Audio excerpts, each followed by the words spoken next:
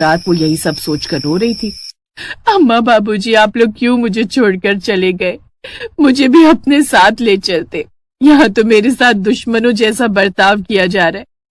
पहले तो चाचा चाची बहुत सीधे थे, पर अब आप लोगों के जाने के बाद पता नहीं इन लोगों को क्या हो गया। यही सब सोचते सोचते राधिका को नींद आ गई और वो सो गई। उसके सपने में उसके माँ बाप आए।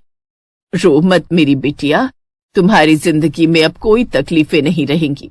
हाँ राधिका बिटिया, हमारे साथ बहुत बड़ा धोखा हुआ है, लेकिन फिक्र मत करो। कल प्याज की बोरी में तुम्हें कुछ ऐसा मिलेगा जो तुम्हारी जिंदगी बदल देगा। इतने में राधिका की नींद खुल गई। वो हैरान होकर इधर उधर देखने लगी। घड़ी में देखा तो सुबह के 6 बज रहे थे।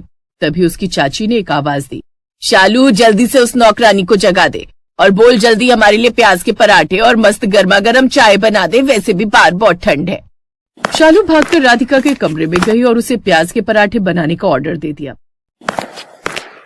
जब राधिका नहा धोकर बोरे से प्याज निकालने गई, तब उन प्याजों के बीच में से उसे एक चमकता हुआ सोने का प्याज दिखाई दिया।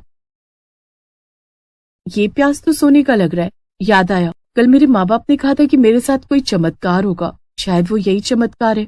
राधिका ने सोने का प्याज अपने पॉकेट में रख लिया और किचन में जाकर खाना बनाने लगी। उसने जल्दी से अपने चाचा चाची और शालू को प्याज के पकौड़े और चाय दी। उसके बाद अपने कमरे में आकर दरवाजा बंद कर लिया। सोने के प्याज को उसने टेबल पर रखा और उसे देखने लगी। अब मैं इस सोने के प्याज का क्या करूं? अगर मैंने चाचा चाची या शालू को बताया तो वो लोग मुझसे ये छीन लेंगे। राधिका ये सब सोच ही रही थी कि तभी अचानक उसके चाचा ने उसके दरवाजे पर एक लात मारी, जिससे दरवाजा टूट गया। तीनों राधिका के कमरे में आ गए। राधिका घबरा गई।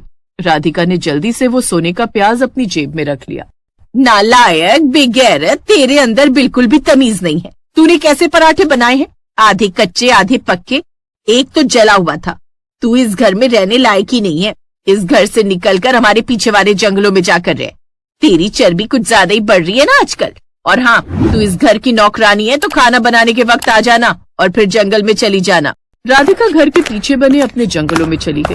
बाहर बहुत कड़ाके की ठंड पड़ रही थी। कोहरा भी गिर रहा था। उसने किसी तरह लकड़ियां इकट्ठा करके आग जलाई, फिर सोचने लगी, सोने का प्याज तो मिल गया, लेकिन चाचा चाची ने मुझे घर से ही निकाल दिया। इतनी ठंड में मैं यहाँ रात कैसे गुजारूंगी? तभी राधिका को वहाँ पर एक कटा हुआ पेड़ दिखाई दिया। उसने उन लकड़ियों से झोपड़ी बना ली और रहने लगी। चलो, रहने का इंतजाम तो हो गया। अब ऐसा करती हूँ, इस सोने के प्याज को जमीन में गाड़ देती हूँ। उसने वो सोने का प्याज जमीन में गाड़ दिया और अगले दिन उसी जगह एक पौधा उगाया जिसमें ढेर सारे सोने के प्याज थे। अरे वाह, मेरे माँ बाप ने तो चमत्कार कर दिया। उसने सारे सोने के प्याज को बोरे में रख दिया और खाना